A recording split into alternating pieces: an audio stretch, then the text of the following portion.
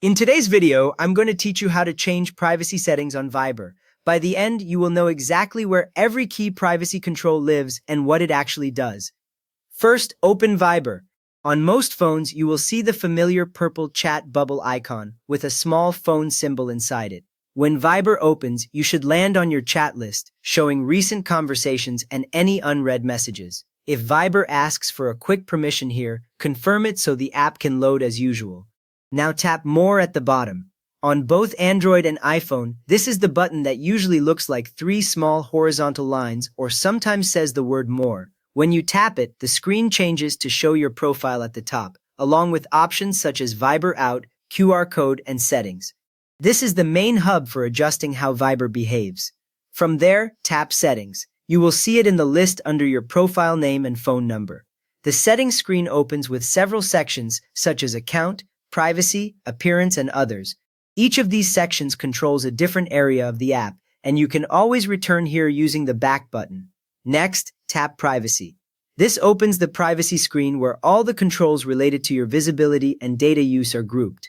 You should now see options for online status, scene status, profile photo, birthday, groups, two-step verification, and a personal data section further down. If you do not see all of them, scroll gently so nothing is missed. Now change the privacy options you want. Start with online status. When this is turned off, other people no longer see the word online or last seen under your name. Remember that hiding your online status also stops you from seeing other people's online status, which often surprises new users. Then look at scene status. When you disable scene status, Viber stops sending read receipts, so the other person will not get the seen message under their text. Messages will still arrive as normal, only the read confirmation changes on their side. Next is profile photo. Here you can usually choose whether everyone, your contacts, or nobody can view your profile picture. If you set it to contacts only, anyone who is not saved in your address book will see a blank avatar instead of your photo. After that, adjust birthday.